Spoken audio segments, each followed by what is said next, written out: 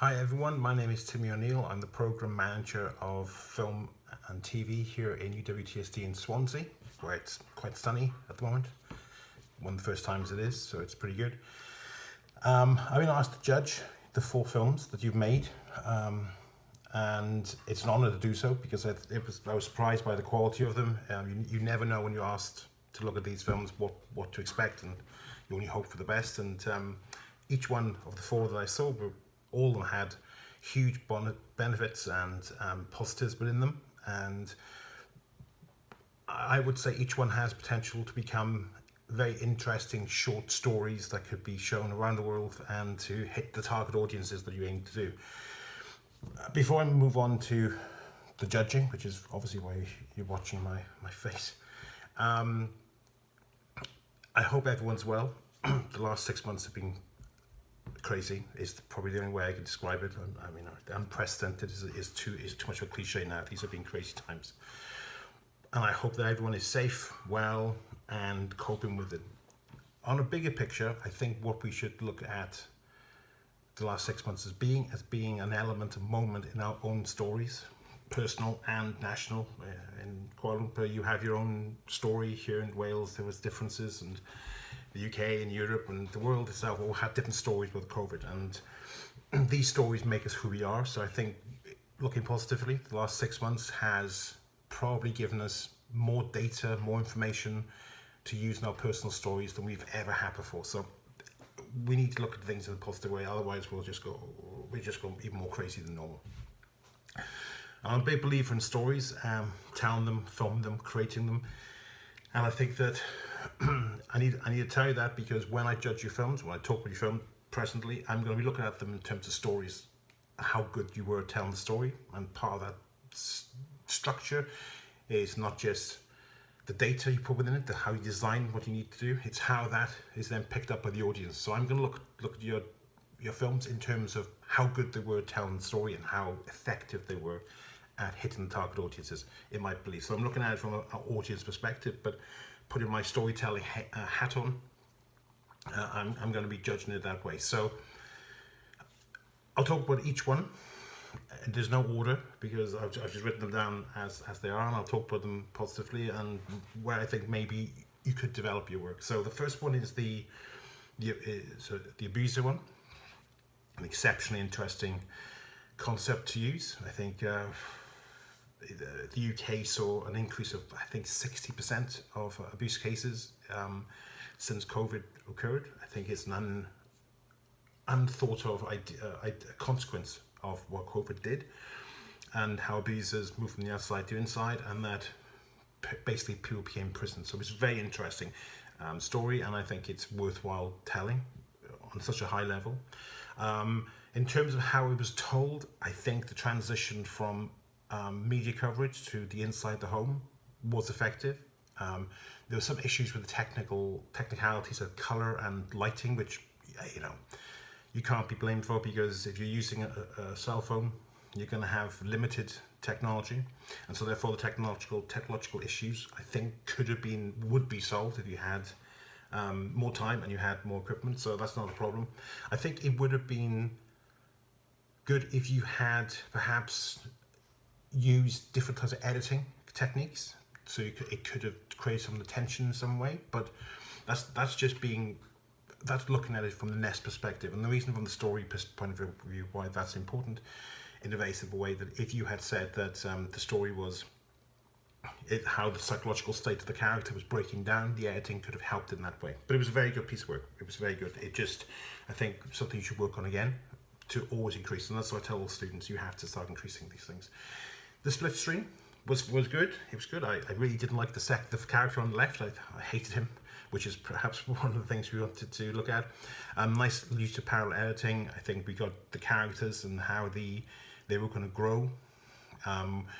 We had a very clear differentiation between the good and the bad, which I think is very important in terms of modern life. I think the secular life, especially in the UK, is it decomplicates issues of morality and ethics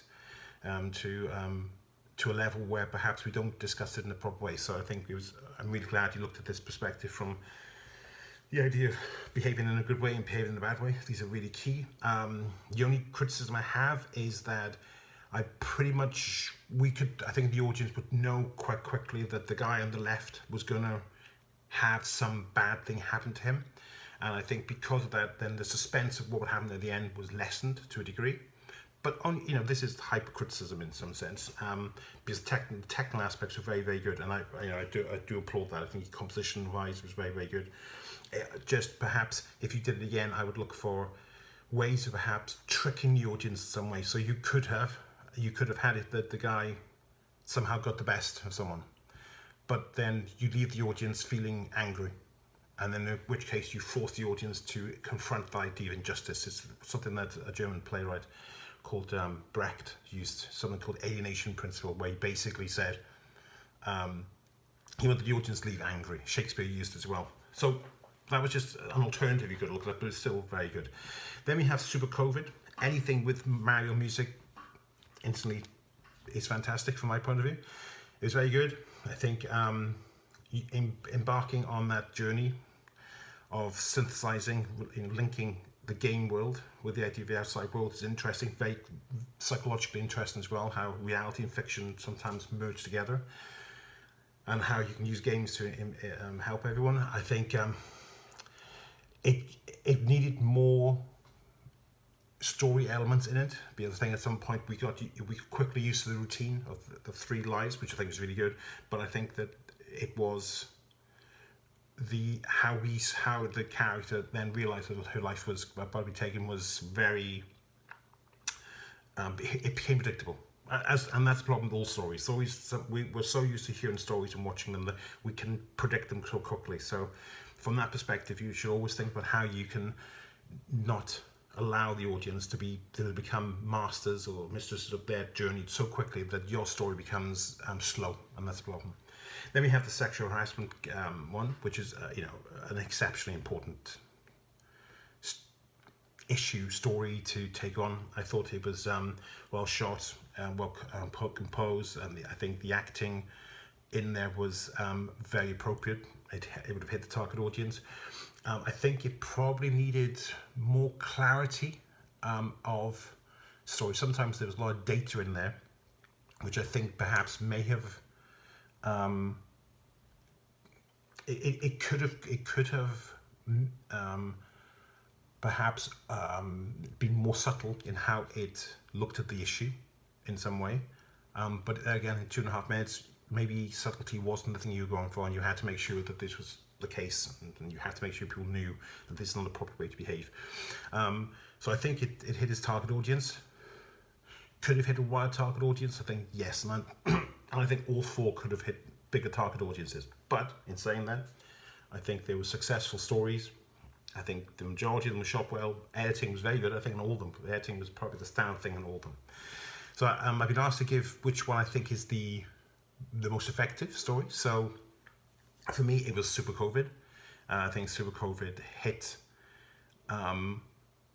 I think it would hit audiences that were not necessarily within the target range of that particular piece. It would speak to people outside of those who would have been already agreeing with the idea of masks and hand washing and stuff. So it was a way to perhaps increase a wider audience, whereas I think the other three would have probably spoke very clearly to those who know the issues and who agree with them, but perhaps wouldn't have been enticing outside audiences, people who wouldn't have been thinking about this necessarily in.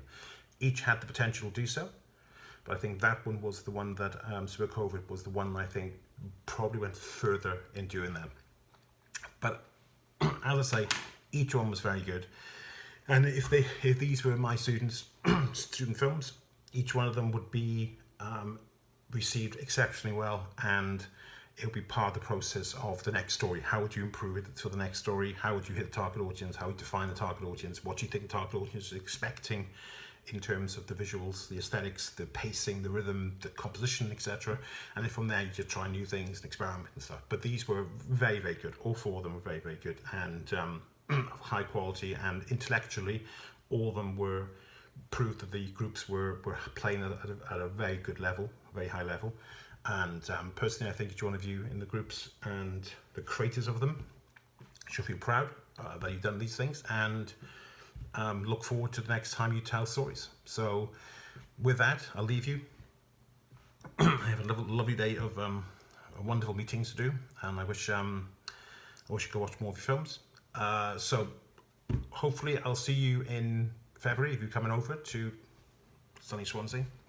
But if not, stay safe, and I look forward to speaking to you in any capacity. Okay, thank you. Take care.